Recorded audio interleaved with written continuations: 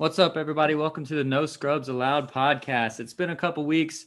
A couple weeks ago, we wanted to take a break to remember the late, great Kobe Bryant. It's been a year without him. So, shout out to all you guys that took the time to reflect on that. And then last week, I was dealing with some personal issues. So, I was not anywhere near my studio or my computers or anything.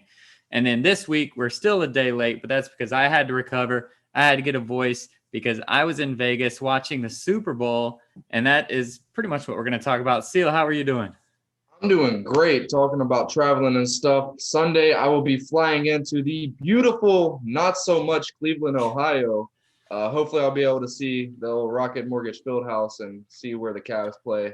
But yeah, been doing a lot of traveling here recently. I'm going to try to bring my computer and stuff with me so we can still get her done next week.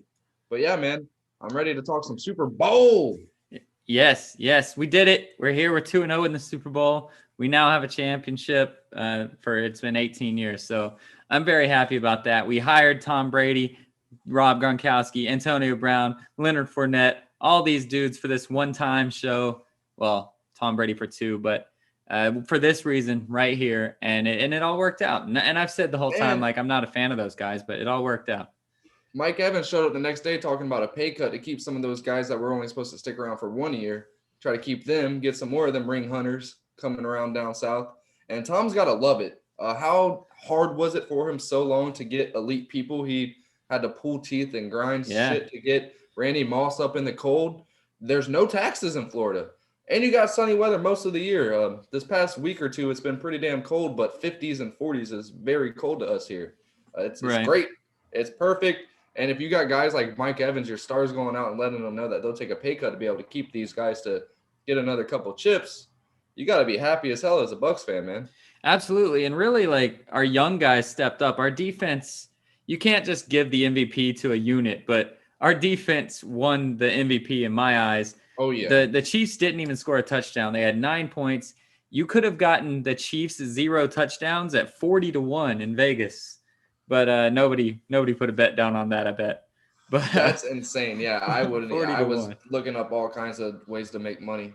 We are very active out here today, Yeah, and it's a there's I don't popular think night. I would have done that either, even with their slow starts and Vita Vea being back. But yeah, man, it was roughly 500 yards of running Mm. around trying to evade that crazy defense of the Buccaneers this weekend, man. Yeah, my guy, Devin White, had 12 tackles, 8 solo tackles. He had an interception that really was just bounced in his hands with. Yeah. And he got an interception, which was really cool. I felt kind of bad for Mahomes, not when we're playing him, obviously, but afterwards to watch the replays and see the stats and really see some of those throws that in the moment you just go, how did he even make that attempt? And it's bouncing right off people's hands, off their face mask, and like they're just Dude, not that one catching when it. he was pretty much doing a front flip, getting sacked, and to release that, get it through the defender's hands and have his Yeah. receiver miss it. That's yeah, your heart goes out to somebody like that. I would watch the replays when I got home. My knee was swollen from Oh, running around all day during the Super Bowl. First Super Bowl I've worked in a very long time, and I'm gonna try to make it the last in a very long time. That was rough on the knee. So I got home, took one of my old baths, and watched a couple of different highlight reels that were out on YouTube. And yeah, I kept shaking my head, man. He did literally everything he could to get points on the board, and it just wasn't coming into fruition. Them, like I was saying before, them quick but in the 5 yard routes were not there. They were not there the whole game. right. Those speedy ass linebackers you guys have in Shaq and Devin Yeah. were just everywhere on the field. There was no spaces to throw the football, and he was running for his life. He had like half a second, it seemed like, every single snap to get the ball off. And he was out extending plays, trying to keep the ball away from all them big guys trying to swat at it. It was great to see from a defensive minded perspective, and horrible to see from an offensive minded perspective because he was doing everything he could and there was just not shit to be done. Nothing in the run game. And what I would have liked to have seen and Andy Reid more, bring out them motion packages more, bring out them Yeah. triple option swing, will around route bullshit run plays that you like to do. Have them clap and spin.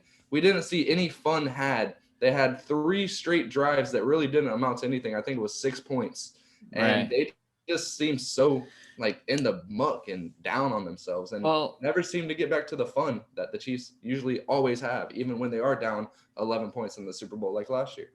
I agree with you. And Tampa Bay, the reason they probably didn't do it is Tampa Bay is the number one rushing defense in the league, but it was Clyde Edwards-Helaire ran for 7 yards a carry. He just only got 9 carries. So they did one of those end around things with Tyreek, and he got like 5 or 6 yards off of it. And then they never looked at him again. And he wasn't catching the ball. He was getting locked down. And it's because Todd Bowles, who is a blitz heavy guy, was able to just not blitz. We rushed 4 pretty much all night, and they were getting to him. So we were able to double cover Tyreek. And another shout out I want to give, this man did not really show up on the stat sheet at all, but it was Levante David, and he was going one-on-one with Travis Kelce. And Travis Kelce got, I think, 10 catches. He was playing really well. But to be able to go one-on-one as a linebacker with Travis Kelce and maintain him to where he's not breaking anything free is a huge, huge effort. And because if we would have had to double Kelce, then Hardman and those guys would have been open, ready to go. And if you would have had to double Kelce, that cover 2 that you guys were able to run pretty much all game to keep them down and compressed and not able to get over top of you was all on Levante. I'm glad you said that. I kind of picked it up a little bit during the game when I went back and watched it. I saw a lot more cover 2 than I thought I was seeing during the game. And that's all on him able to lock down Kelce and not let him get over top of him. Because if that becomes the case, then you gotta bring in another cornerback and bring the safety in, and it just messes everything up. But they were able to keep that cover 2 high safeties up and keep everything in between, man. And those safeties were crazy, deep dude. Too. They were like 25 yards down the field. Yeah, they were not letting anything get past them whatsoever. You're not getting the big play. And with Levante doing that and Devin White just everywhere, there was none of the short game, and they couldn't get the long game going. It was just, I think it was over from the wrap. After them first 2 possessions, you could just see it in the Chiefs. They didn't know what they were going to be able to do, and it looked like they didn't think they were going to be able to do anything. When you go into a play, we saw it a couple weeks ago.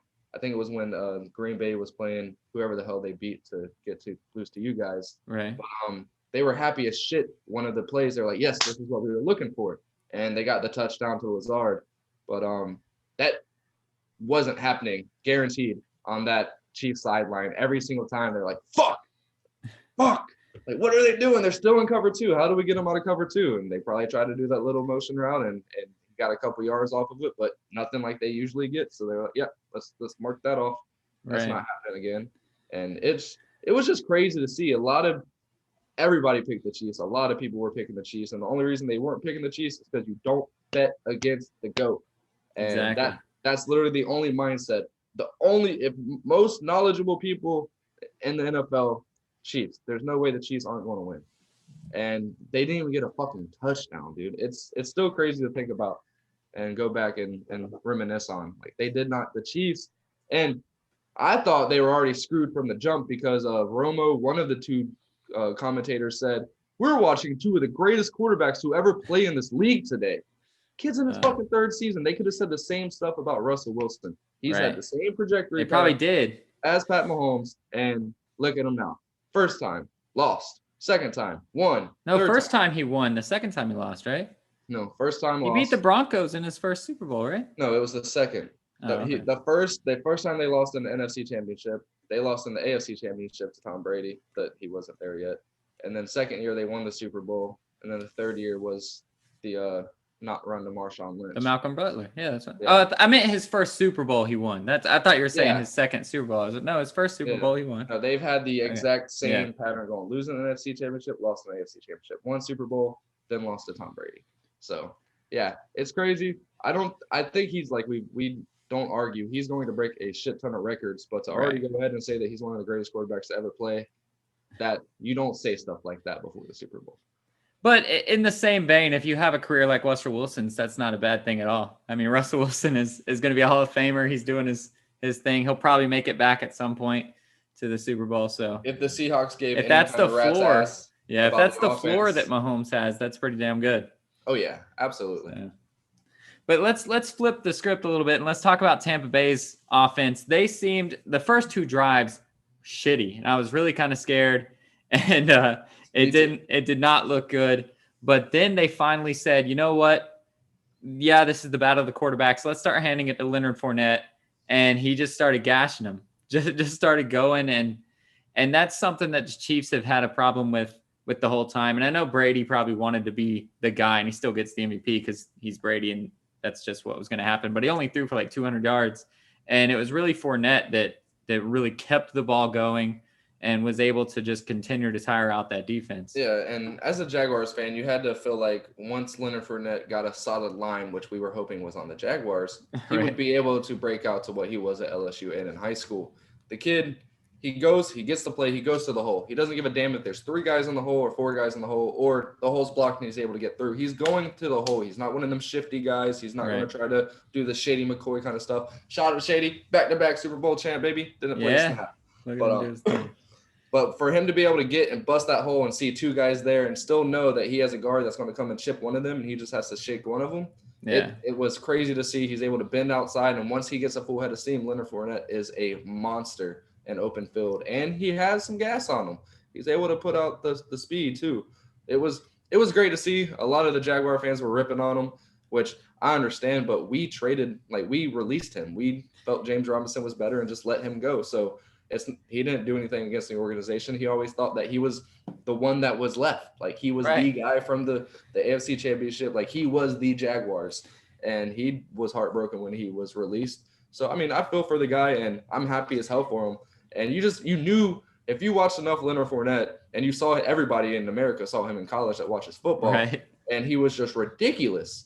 But once he's able to get that line, man, which you guys have, it's game over. And to be able to go to him over and over and over again like that, and I mean, they were swapping up with Rojo and stuff, but I was hoping it wasn't going to end up being like in the regular season where it looked like Fournette was about to start peaking and they went back to the main guy. They take him out, yeah. No, it's funny because you pointed out that you guys dropped him, but it's not only that you guys just dropped him. You guys dropped him, then he cleared waivers. So all 31 other teams were like, nah, even ourselves included. Everyone was like, nah, we don't want him. And then after that, we went in and said, you know what, we'll take him. So it's not like you guys cut this superstar that everybody was wanting. He completely cleared waivers before we grabbed him. So there was not a single team out of the 32 that wanted to take a bite on him. So it's kind of crazy to see that talent wasn't the problem. I'm sure. I don't know what it was, but and the same with AB, and I don't understand that either with Fournette. Like I don't know if he had any kind of off-field issues back in high school. I don't remember anything in college. I know he sat out his bowl game, but that was it. But it's just the superstition of these guys, man. Like with AB, nobody wanted to give AB a shot, and he came out and scored a tutty too in the Super Bowl and actually helped out in the playoffs. And everybody and their mom knows AB has talent. He has NFL talent. He still to this day is one of the top 10 receivers in the league.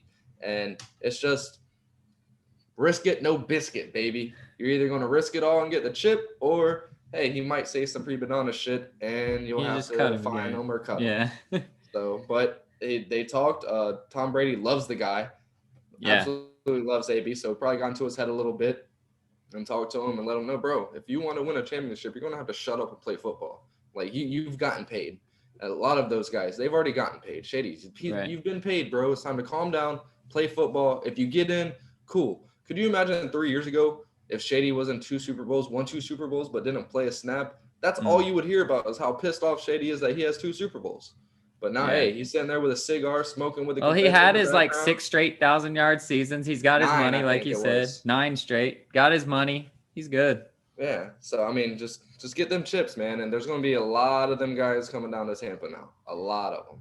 Well, and it's all on Tom Brady. Shout out to Byron Leftwich. Having a hell of a game plan. Yeah, man. To go both ways. He can run heavy or he can pass heavy. That play action was on point. They ran out of that a shit ton, but it was working because it was either going Fournette for 7 or 8 yards or they were going to dip it and pass it out to Grunt for a touchdown. Exactly. And we'll talk about the GOAT here in a second before we move to the future, but everybody talks about the greatest of all time, Tom Brady, and he essentially cemented that, and we'll talk about that in a second. But the other greatest of all time, his best friend, and they're really interchangeable, Rob Gronkowski, there's no argument at all now at this point either who the greatest tight end of all time is. This man turned back the clock. He's retired. He played like he was retired. I always made the joke, hey, we should just sit him, bench him for the playoffs. And that's kind of what we did. He let him get a few catches here and there, but it looked like he was just a blocking tight end. That's all he was going to do. And then the Super Bowl came out and he said, you guys think I'm a blocking tight end? Let's see what's up. And that second touchdown he had was vintage Gronk, seam down the middle, just whoop, perfect pass, and just walked in. I mean, it was beautiful to see. And it looked like a broken route because he was seaming up and then just boop, turn right, and then just right, just like always, except without the bionic armband. He was kind of sealing it up with one of them stupid little sleeves. Yeah, exactly. Yeah, and he said there was a little clip that came out on the mic'd up thing. Brady went up to Gronk after the game, and they did the congratulations, and he was like, 2 tighties, and he was like, 2 tighties, saved them for the Super Bowl. So it was probably in his mind too, like, hey, I'm not going to try to go 100% this whole time. Like, right. I got my guy. If we do get to the Super Bowl, I don't give a shit if I have to retire again because I'm not able to walk for a couple of weeks. Like, I'm gonna perform like it's 2014 again. Yeah, and he did, and it was a mismatch, and it showed really that. And again, Kelsey had the numbers. Kelsey had 133 yards. Kelsey did his thing, but when you just look at it from a zoomed out perspective, these guys are the same age, by the way. It doesn't feel like it because Gronk is beat up all the time, but these guys are the same age. And when you look at their career and when you look at their game from just an outside perspective, it's just like, man, when you need to call on the best, you're going to call on Gronk every time. Yeah, absolutely. You think back, Tony Gonzalez, Antonio Gates, maybe Tony still could possibly have the edge, but this guy's got 4 championships now. Yeah. It's a lot. He's got a lot more than a lot of teams do. So, he's 16-4 in the playoffs. His teams are 16-4. When you get to those postseason numbers, that's where he has the edge on Tony. And them, I would take any of them too. If I just have to pull a name out of a hat, just to give me one of the best tight ends ever, I'll take either of them too. But when you put up all the accolades and everything that goes up against it, it's Gronkowski. And after this Super Bowl, the performance he put up, it's Gronkowski. And a lot of this performance, this postseason streak, is going to help out both of them. But it also might end up enabling, like you said, Travis Kelce he looked like a couple of years ago, he was going to shoot up and probably be one of the best tight ends of all time. He's gotten some money in the last couple of years compared to what he was getting. But him and Pat Mahomes, it looked like them two were going to be able to run the tables and kind of get their GOAT campaign going, especially for Mahomes quite early, maybe getting 2 or 3 Super Bowls here. I'm thinking with Brady's around, Brady's probably going to play another at least 2 years. If y'all go back to back to back, why not try to get a 4th one in a row? Just keep going, why not? And I don't see the Chiefs being able to win. They can't afford too many more people. They're kind of fucked in that aspect. They're going to start losing people here. They're going to start losing people this offseason, I feel like, or having to figure out some contract negotiations. Hey, bro, that $500 million, we're going to have to bring some of that back. But I can definitely see the Bucs being the new dynasty for the next couple of years and just totally screwing up what Pat Mahomes thought he was going to be able to do and start his GOAT talk. It's going to take at least 5 or 6 chips to go up against Tom Brady. Well, now he's lost to Tom Brady in the AFC Championship and the Super Bowl, so it's almost like now you need to beat him. You need to get to 8, and it's like, oh my gosh, I don't think. And if it even stops at 7 for Brady, we don't know. But it's. And I feel like if Brady did ride off into the sunset right now, it like you said, he would have to. If right now he'd have to get 8. If they were to meet next year and he beat him, all right, maybe you don't have to get 2-7, but yeah, if Brady rides off into the sunset and retires right now with 7, 2 different teams, 2 different conferences, yeah, you'd have to do a hell of a lot more than that to be able to beat him now. Right. But I think Brady's going to go for 10, bro. So before we talk about the future of these 2 teams, because I think it's interesting, and I agree with you that I think their trajectories are opposite sides. Let's give Brady his due. The man got another Finals MVP, Super Bowl MVP, another championship. He now has more championships than any other franchise in the NFL. But once again, or probably not once again, I guess, for the first time really in his life, he didn't really have to win the game himself. I know they say that Vinatieri won a lot of those Super Bowls, but he let the defense, that was the best defense he had, maybe the second best defense he had, And he only just had to be efficient, not turn the ball over. He was 21 for 29. He only had like 200 yards. And so do you think that's why Brady came to Tampa Bay? Did he see, hey, I might not have to do as much? Obviously, in New England, he would have had to try to be a hero again. It wouldn't work. But. Absolutely. You see the numbers that offense put up with Jameis Winston, and if you're Tom Brady, you have to think, they did that with Jameis Winston? Right. Oh, yeah, that's definitely my prime destination. And then they were able to get two great players added in Gronk and in Leonard Fournette, and then they were able to get AB as well there down their stretch. But, yeah, absolutely. And with that, like, that's why I say, if he goes in and does his checklist at the end of the year, every year to figure out if he wants to keep going, not keep going, there's no reason not to, especially when you have, again, like guys like Mike Evans, who is on one of his record contracts to kind of cut it down and keep some of these guys around. But yeah, and that was probably a lot easier on him last year too. It didn't make him feel as guilty for leaving. Like, listen, I have a team that was trying to sell out for Jameis Winston, and Right. you guys couldn't sell out for me. Like, no, I'm gonna go take care of that team and bring that team to the Golden Land, because that's where they're trying to go, and they're trying to get there about more than one person. You're just looking at me and saying, oh, I'm here because of Belichick. Fuck you, fuck him, going down to Tampa and winning some rings. So what do you? I'll answer a little bit first, but I'm going to ask what do we think that this does for Belichick? And honestly, I say nothing. I mean, the media is going to make a big narrative out of it because of how bad New England was this year, and then of course Tom Brady won the championship. But I personally think Belichick's a great coach, and I think given a few years for him to start rebuilding, they haven't had to rebuild in 20 years because they've had the number one seed in the AFC. I think it was 16 out of 20 years or something like that. So he's never gotten to rebuild. So I say give it 2 or 3 more years. Belichick's still going to be fine. But what do you think is going to happen narrative wise for Belichick with this? Yeah, as of right now, this recency, he's going to get bashed. It's going to come. Everybody's going to come out saying it's Tom Brady, not him. But at the end of the day, he's the one that put together the roster. He put together that defense that was able to get them there. He was able to get Adam Vinatieri out of Indianapolis to come and make great kicks. Or wait, did I have that backwards? It was the other way around. Oh, yeah. He was able to get Gostkowski out of Indianapolis, get Vinatieri there, and yeah, do all that shit. And keep a great kicker, even though I don't know why they got rid of Vinatieri. Vinatieri got one for Indianapolis. Yeah. But yeah. He managed everything. He got them to where they needed to go. It wasn't Tom Brady. Yeah, Tom Brady's a hell of a quarterback. He's proved that he's the best quarterback of all time. But there's a lot more that goes into it. I mean, I don't think he would have got there without Bruce Arians and the staff that he has as well. If you have, I don't know, Cliff Kingsbury, I don't think that's happening. Matt Patricia, yeah, that's definitely not happening. Anthony Lynn telling you in week 5 that you're not going to make the playoffs. Somebody like that, you're not going to win a Super Bowl. It takes a lot to win a fucking Super Bowl. Eli Manning has 2 victories over Tom Brady. Like, it takes a lot to win a Super Bowl.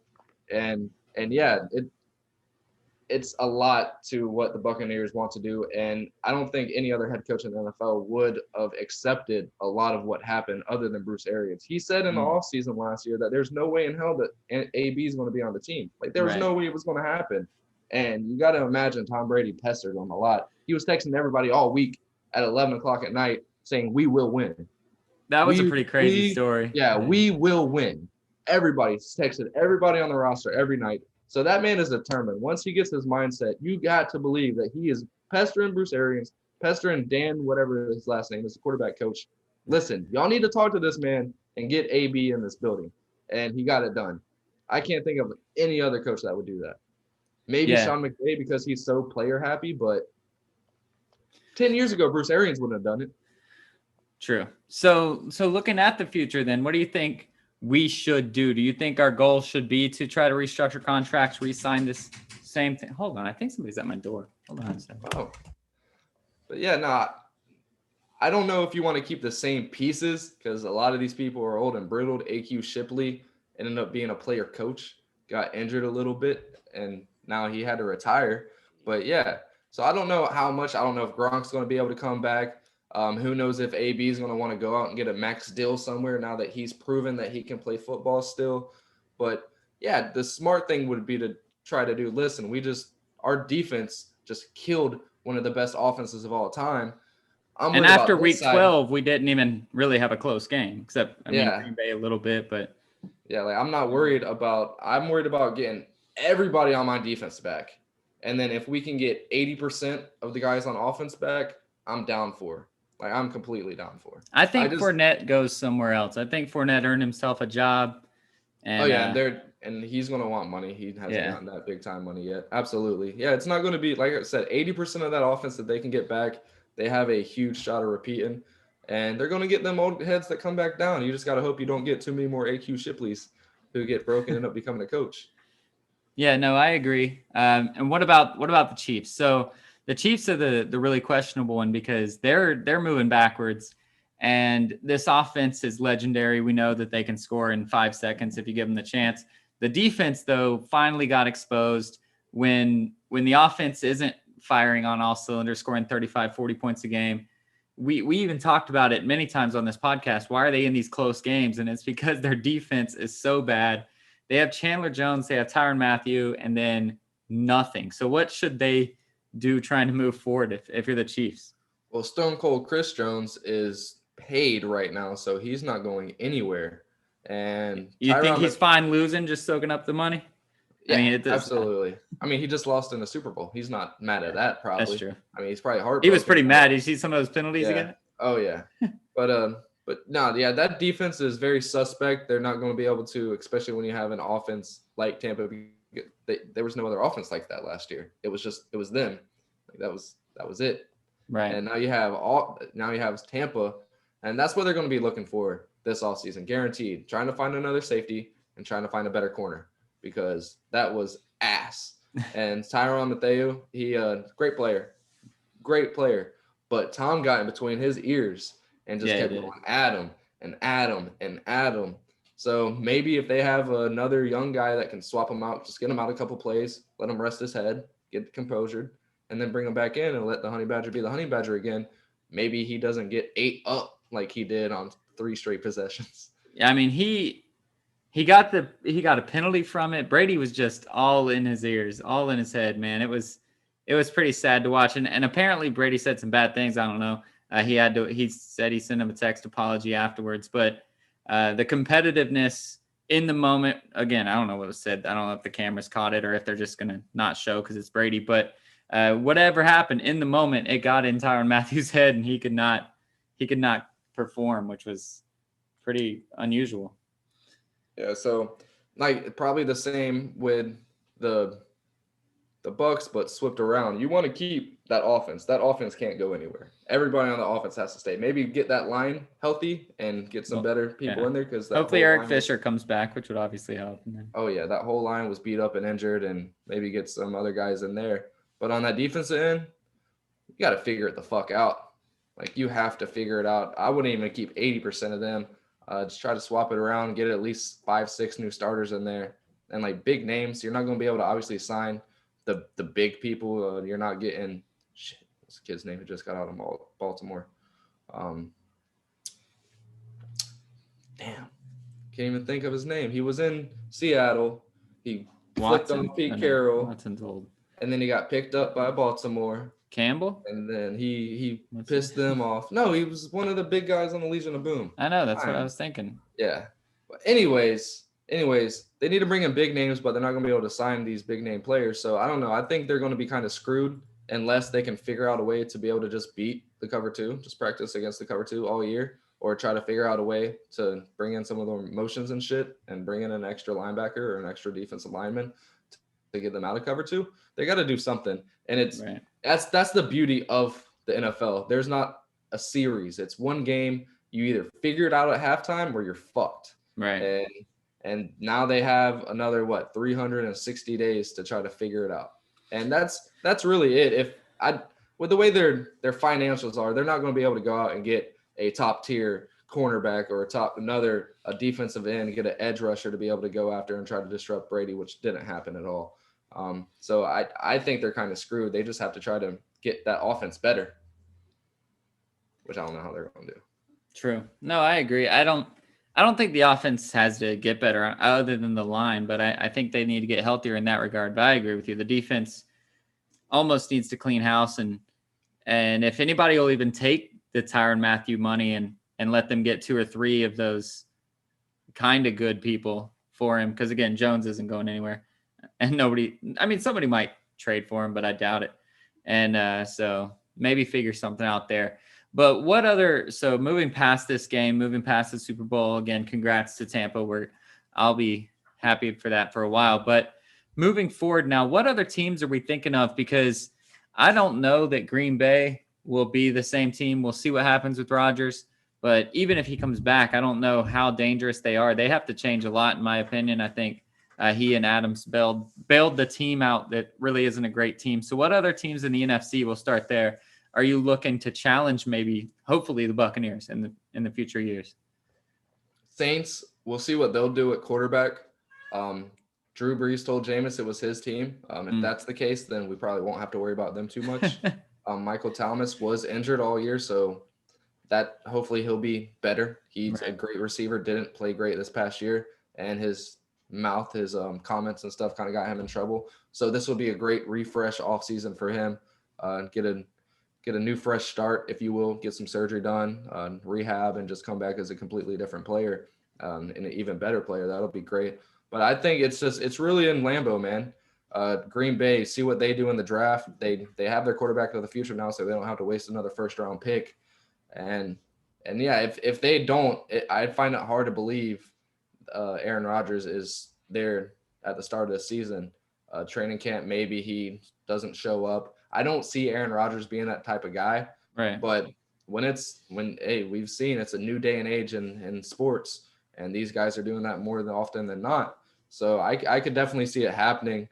But you got to think Green Bay is there, man. They've been right there the last couple of years, and they really are only missing a couple different pieces. They have a solid defensive core, just a couple different pieces. But that offense, man, you have to be able to get more than just A-Rod and Devontae Adams. And they had a chance last year and didn't do it in the draft. Didn't really make any kind of free agency acquisitions on the offensive side. They picked up Lazard off of our practice squad. That's about it as far as making the offense better.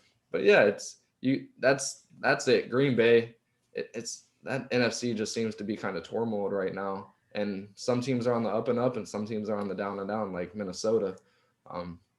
Arizona, they have a lot of weapons. Maybe they can get it together. What about the Stafford-led Rams?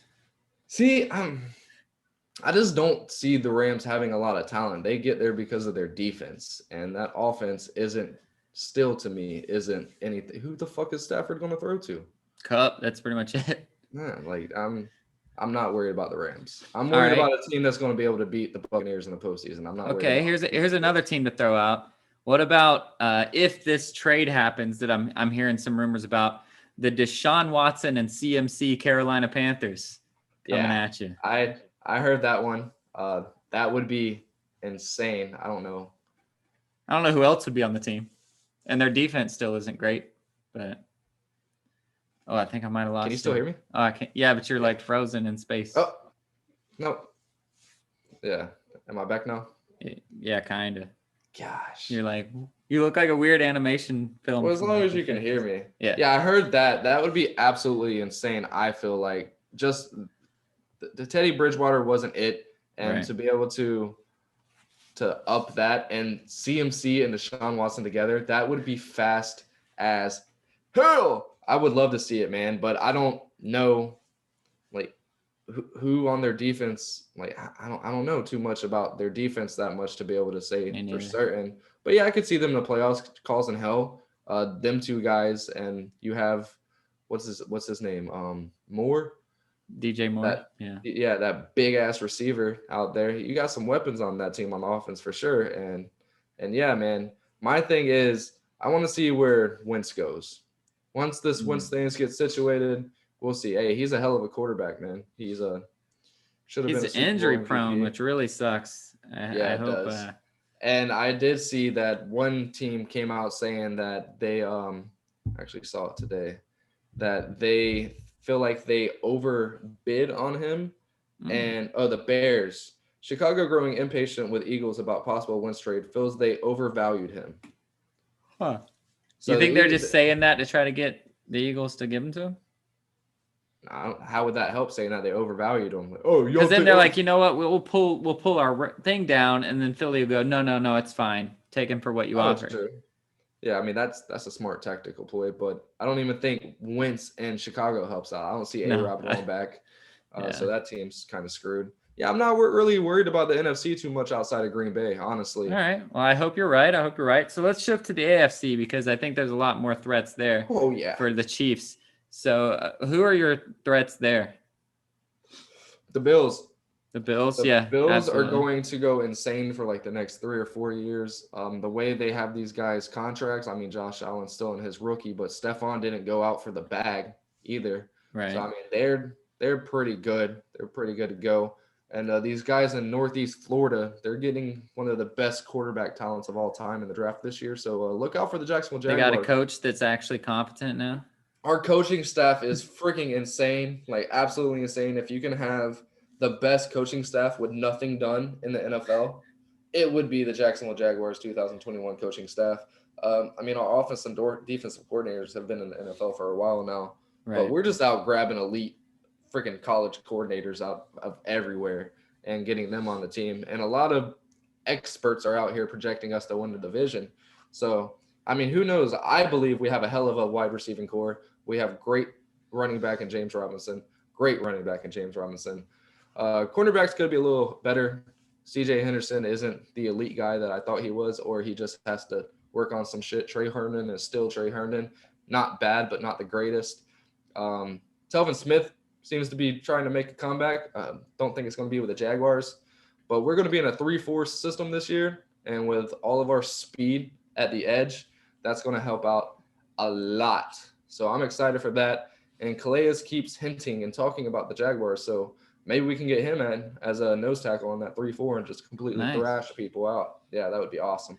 But what about the now confident, because they aren't a shitty team anymore, Browns, with Beckham coming back? Now they have some confidence because they've shown that they can play with the big boys. You think they could handle it? The Browns are still the Browns. They could. Right. I mean, offensively, yeah, they could. It's just I don't know what they would be able to do in a Super Bowl, man, against Tom Brady.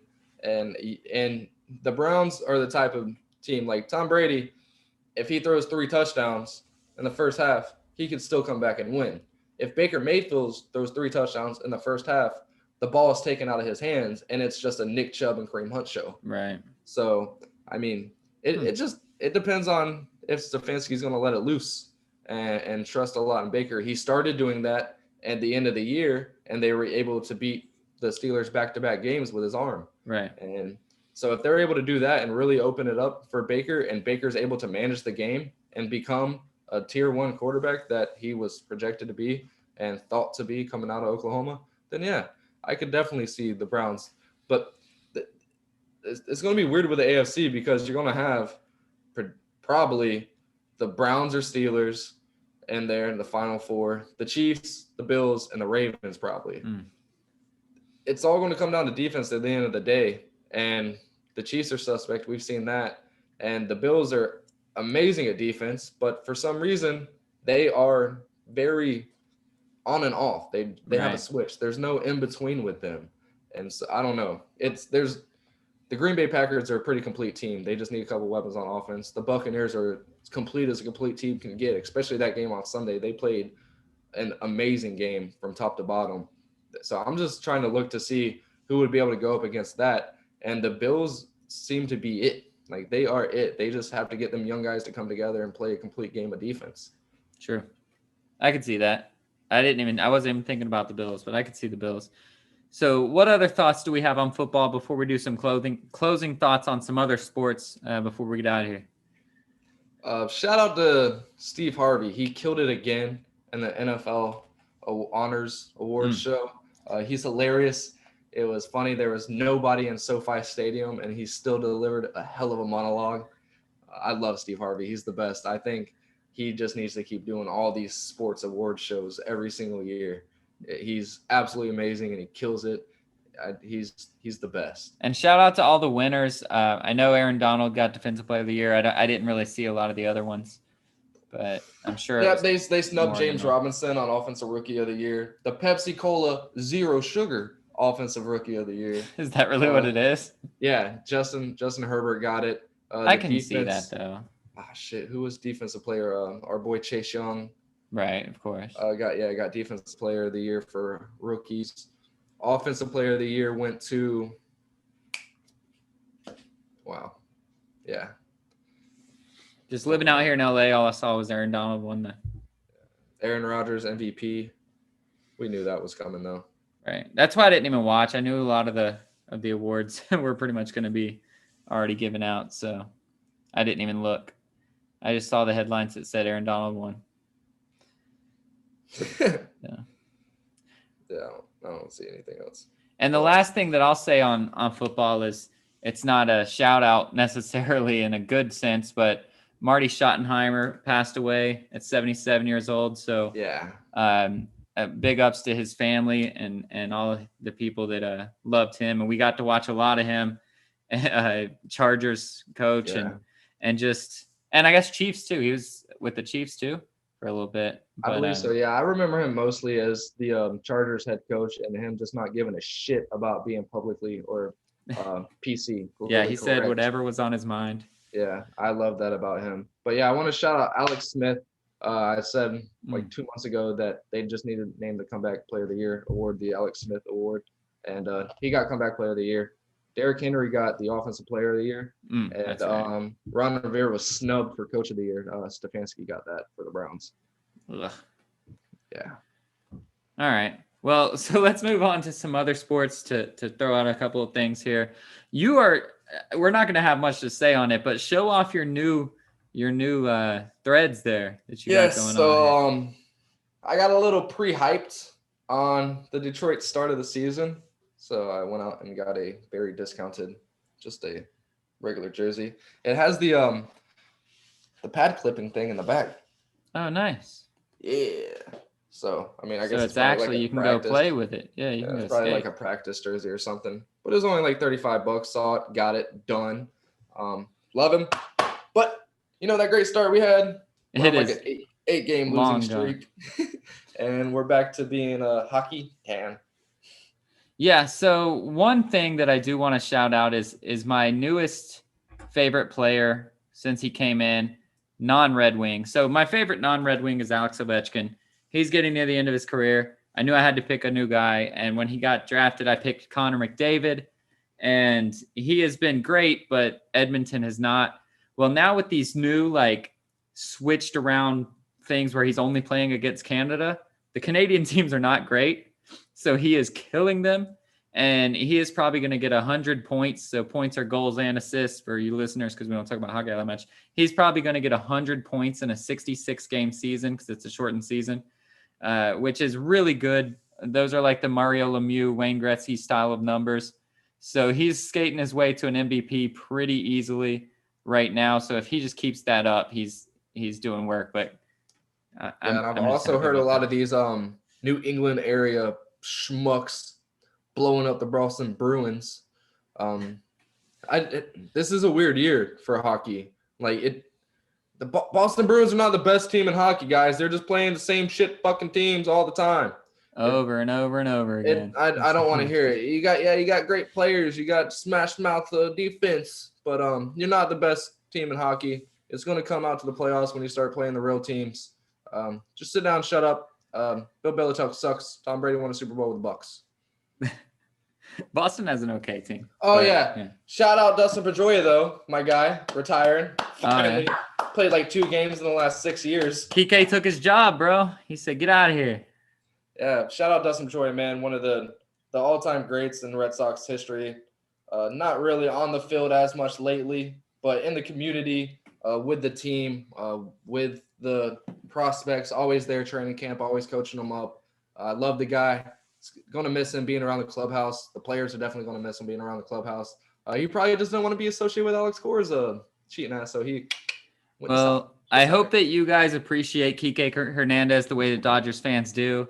He is the life of the party. He is the man. He's not going to win you many games.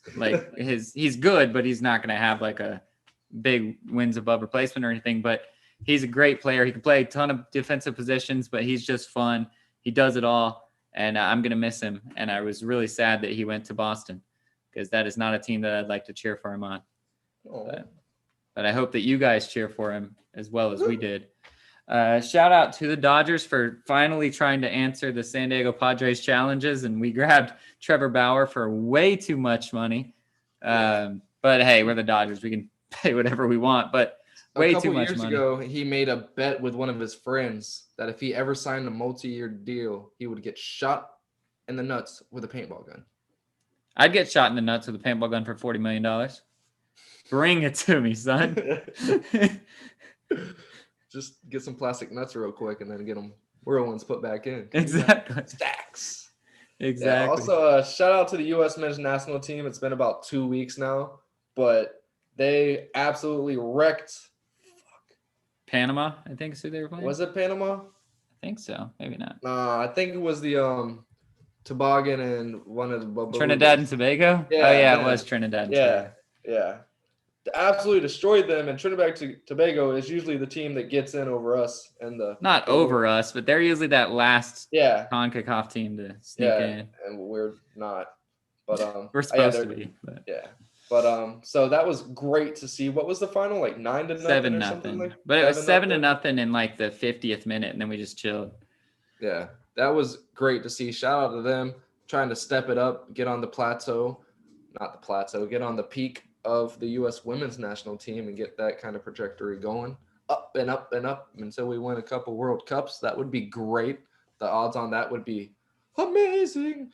Dude, since this betting shit, man, I am down for sports betting, bro. And shout out to this guy who is probably getting searched for insider trading at this point in time. But at this point last year, the day after the Super Bowl, that's 2 days after the Super Bowl right now, but the day after the Super Bowl last year, this guy put, I think it was $850,000 or something on the Bucks to win because for some reason he thought that's where Tom Brady was going to go.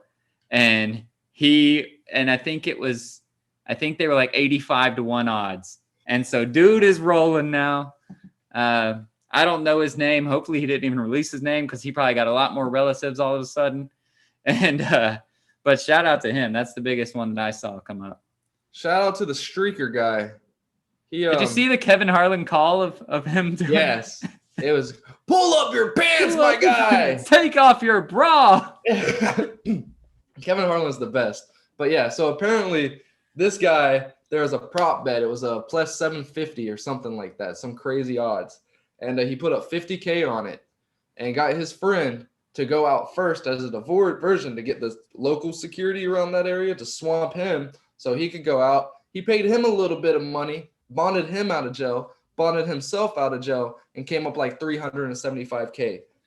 So was the prop bet that there would be a streaker? Like what? Yeah, there was a prop bet for streaking during the Super Bowl, and the odds were like plus 350 or something insane. There's not like a rule that you can't be the streaker?